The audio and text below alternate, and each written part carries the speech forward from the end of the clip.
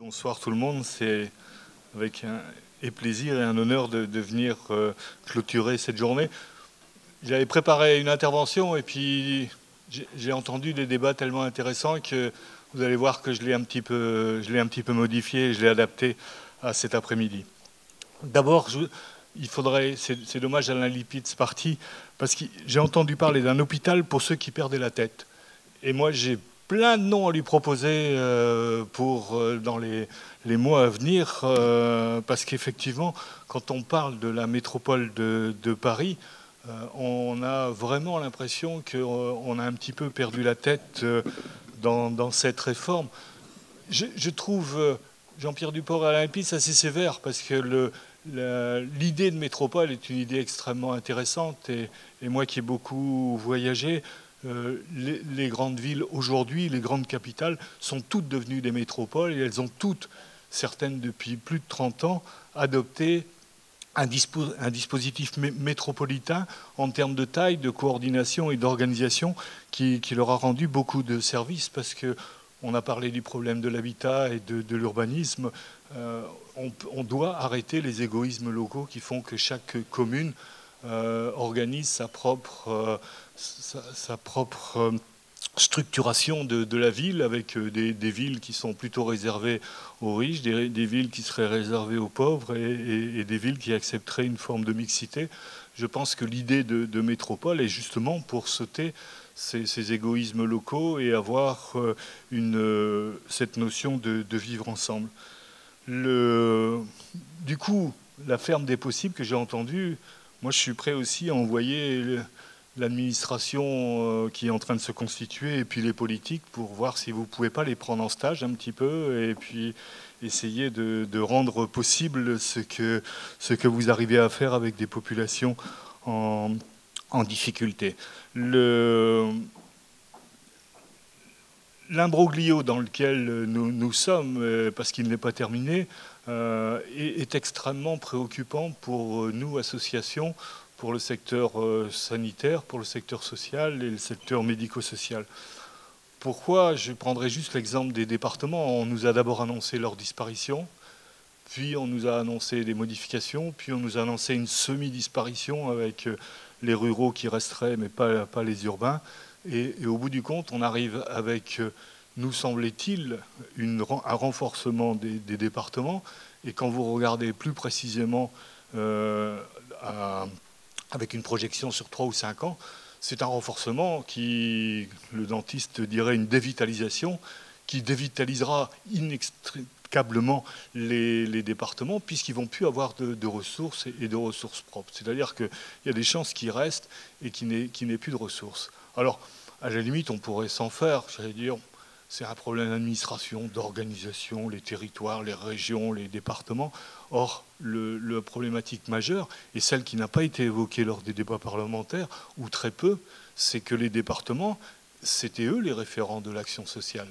C'était eux qui étaient chargés d'une organisation de cette action. Et donc, à partir du moment où on les fait disparaître, réapparaître, changer un peu, sans jamais s'interroger sur ce que vont devenir les populations et évidemment celles qui s'en occupent, les associations en première ligne, c'est extrêmement préoccupant. C'est déstabilisant et c'est quelque chose qui, au moment où j'arrive à la présidence de l'UNIOPS, me pose beaucoup de questions. Comment, alors on peut prendre la version la plus optimiste, qui est celle d'Alain Lipitz, qui nous donne beaucoup de responsabilités.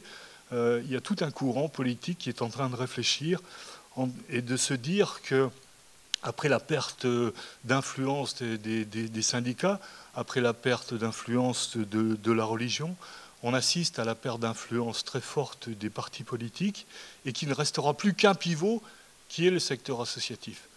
Et alors c'est tentant de dire ah ben c'est intéressant parce que nous on est auprès du terrain, on est beaucoup plus concret. C'est en même temps une responsabilité énorme qui nous serait demandée, y compris par Alain Lipitz, parce que les associations ont plutôt été dans la proposition, le contre-pouvoir, la négociation, la discussion, la contractualisation avec les pouvoirs publics. Mais pour ça, il faut qu'on ait quelqu'un en face et nous confier ou penser que c'est nous qui seront les pivots du système, c'est une responsabilité qui est lourde, sur laquelle aujourd'hui, je pense que c'est trop tôt pour y penser. Par contre, ou pour l'organiser. Par contre, ce qui est sûr, c'est que dans cette modification des structures, ce que tout le monde cherche, aussi bien dans le monde politique que dans le monde de l'entreprise, parce que dans la société civile, il y a aussi les entreprises qu'il ne faut pas oublier. Tout ce que tout le monde cherche, c'est ce que nous, on n'a pas perdu jusqu'à présent, et donc il faut absolument maintenir, c'est le sens, les valeurs, la continuité. Je rajouterai la vigilance, parce que c'est Maryse qui l'évoquait tout à l'heure, et ça me paraît tout à fait intéressant. Je vous parlerai d'une expérience que j'ai menée à Paris, d'un comité de vigilance qui est extrêmement intéressante et démocratique, et qu'on pourra peut-être réfléchir une fois que la structuration ou de la métropole, ou en tout cas des nouveaux départements, se sera fait différemment, peut-être proposer, si vous en êtes d'accord et si les URIOPS sont d'accord, de mettre en place. L'idée sur laquelle nous avons beaucoup évolué dans le secteur associatif, c'est l'idée de contractualisation. On s'est beaucoup battu, si je reprenais l'histoire des associations, la plupart du temps, c'est elles qui ont créé le service. Elles ont été au contact des besoins, des difficultés, et elles ont fait des propositions, et elles l'ont contractualisé, puis après elles sont parties voir les pouvoirs publics en disant on a réussi à le faire bénévolement, on a réussi à le faire avec des bouts de ficelle, maintenant c'est à vous d'organiser. Et beaucoup d'associations se sont créées comme ça, vous les connaissez, et si vous ne connaissez pas, c'est votre histoire, et l'histoire de vos associations. Et ce phénomène-là a duré longtemps. On fête les 70 ans de la sécurité sociale, mais on fête surtout les 70 ans de ce que nous avait proposé le Conseil national de la résistance. Et vous verrez qu'y compris dans ce Conseil, le secteur des associations avait une vraie place. La deuxième orientation qui s'est faite au fur et à mesure des années, ça a été une forme de rationalisation. On a pris le monde de l'entreprise comme étant le monde qu'il fallait imiter, qu'il fallait comparer, et donc on nous a introduit, y compris dans le monde des associations, certains aspects positifs, sûrement le sens de la performance, la rigueur budgétaire, la rigueur administrative, ça c'est plutôt positif. Par contre, on nous a essayé, ou en tout cas ça a permis d'éviter de réfléchir à comment on ne perd pas notre valeur initiale et fondamentale, qui était justement ce sens, sa valeur, cette proximité, cette connaissance du terrain, cette proximité avec les personnes en difficulté. Et donc on a un peu une partie de notre secteur associatif, c'est soit sous la contrainte, soit sous un faux volontariat, orienté vers cette idée d'être une entreprise comme une autre, à but social, mais une entreprise comme une autre, avec des rationalisations, avec une organisation. Je vous dis, il y a des points positifs, il ne faut pas les écarter, mais il ne faut absolument pas, par contre, s'éloigner de nos valeurs, s'éloigner de ce qui est notre force considérable, sur laquelle maintenant on vient nous rechercher. C'est-à-dire, c'est ce que disait Alain Lépitz de façon très claire, à un moment donné, le seul pivot qui reste un peu central et qui demeure la référence, c'est le monde associatif. Donc il faut être vigilant, ça nous donne une responsabilité supplémentaire. Je vous dis, moi je ne suis pas pour l'étape supérieure qui serait de prendre le pouvoir, mais par contre d'être en référence et de jouer cette contractualisation. Vous devez être dans le secteur où les CEPOM, ça doit vous dire quelque chose. C'est quelque chose que le secteur associatif et l'UNIOPS en particulier, avec les URIOPS, ont beaucoup réclamé, à la seule condition, c'est que le contrat, il est valeur pour les deux parties. C'est-à-dire qu'un contrat, les juristes appellent synalagmatique, c'est-à-dire qu'il engage les deux parties à le respecter. On va nous demander des efforts de gestion, on va nous dire à juste titre que nous sommes dans une période budgétaire difficile et que les pouvoirs publics ne peuvent pas sortir plus d'argent qu'ils n'ont. Et donc, on va démarrer une contractualisation difficile. Mais les pouvoirs publics, ils doivent assumer et assurer cette contractualisation. Quand je vois que le RUOPS du centre me dit hier que malgré des CEPOM, malgré une contractualisation de 5 ans, dès la 2e année, les pouvoirs publics le remettent en cause. Ça, c'est inacceptable.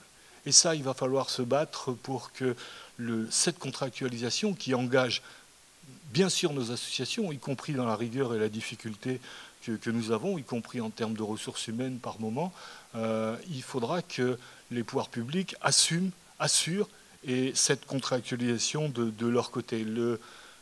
Mon professeur de droit dit le fait d'être ensemble au même endroit et de faire une action commune, c'est pas ça le contrat, il faut respecter l'autre. Ça ne peut pas être, sinon la noix et le casse-noix seraient des partenaires contractuels. Or, vous voyez bien que c'est pas possible puisqu'il y en a un qui écrase l'autre. Eh bien, c'est la même image que je voudrais utiliser avec les pouvoirs publics. Et il nous faut cette confiance, il nous faut être copartenaires, il nous faut être co-contractants et donc pouvoir nous dire aussi quels sont les vrais besoins, quelles sont les difficultés. Et après, on négocie et on contractualise, évidemment, et après, on respecte cette contractualisation. Je le dis aussi parce que aujourd'hui, les politiques manquent de courage, très, très clairement. On le voit très fortement avec l'arrivée des migrants. Vous savez, on va accueillir entre 26 000 et 30 000 migrants. Je crois que c'est dans le monde qu'ils ont fait une comparaison. Si la France était le Stade de France, l'arrivée de 28 000 migrants, ça correspond à un siège et demi du Stade de France. Donc ça veut dire qu'on n'a pas de problème, même si le stade était plein, on arriverait à trouver une place. Eh bien, nous, c'est la même chose. L'accueillir 26 000 ou 30 000 migrants, ce n'est rien du tout pour notre pays. On est le 5e ou 6e pays le plus riche du monde et on doit être cet effort de solidarité, on doit le faire. Et aujourd'hui, on a en face de nous, à part quelques plus courageux dans nos élus, mais on a beaucoup, beaucoup de frileux. Soit eux-mêmes frileux, soit qui pensent que leur population sera frileuse. Et donc là, on a un rôle considérable à jouer, c'est le rôle de l'opinion. C'est à nous, d'associations, les élus ne sont jamais que le reflet de ce que nous, on souhaite, nous, citoyens, et en plus forte raison, nous, associations, qui sommes un regroupement de citoyens sur une thématique et un sujet particulier, à nous d'être suffisamment forts, à nous d'être suffisamment audibles pour faire entendre notre voix et dire que nous, on est prêts à faire ce petit effort. Nous, y compris les structures médico-sociales, eh bien, on trouvera toujours une aile de bâtiment, on trouvera toujours de l'alimentation qu'on a en surplus, on trouvera toujours une place pour accueillir des personnes, des migrants. Je suis très content quand j'ai fait, avec l'accord du bureau et du conseil d'administration, un appel à toutes les associations du secteur de l'UNIOPS. J'ai eu quelque temps après une réponse de l'APF, l'Association des paralysés de France, qui m'ont dit on a été sensible à cet appel et nous, on est d'accord, on est prêt à accueillir. Si, dans un premier temps, ils m'ont dit si des familles migrants arrivent avec un enfant ou un adulte handicapé, nous, on est prêt à s'en occuper, y compris dans le budget que nous avons actuellement. Et puis, ils m'ont rappelé en disant non, on s'est dit que ce n'était pas suffisant. Même s'il n'y a pas d'enfants ou de parents handicapés, on est prêt à prendre une part. Et je trouve que c'est ça qui est passionnant dans la vie associative, dans l'URIOPS et puis dans l'UNIOPS, c'est qu'on est capable de faire bouger les lignes. Nos propres lignes, bien évidemment, c'est les premières qu'on doit faire bouger, mais grâce au fait qu'on soit capable de faire bouger ces lignes, on va être capable de faire bouger ces lignes de la société, et c'est indispensable. En tout cas, j'ai avec beaucoup de plaisir, en plus, l'URIOPS Île-de-France, j'ai pas trop loin à aller. Quand je suis à l'UNIOPS, j'ai qu'une rue à traverser. Et quand je suis sur la région parisienne, j'ai que le métro à prendre.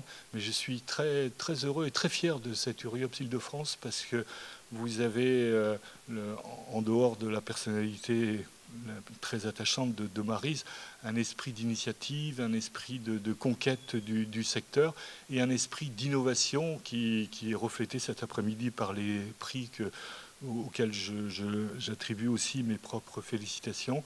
Et en tout cas, je suis demandeur que vous soyez entièrement dans cette disposition et dans ce mouvement pour être encore plus solidaire aujourd'hui et demain. Merci.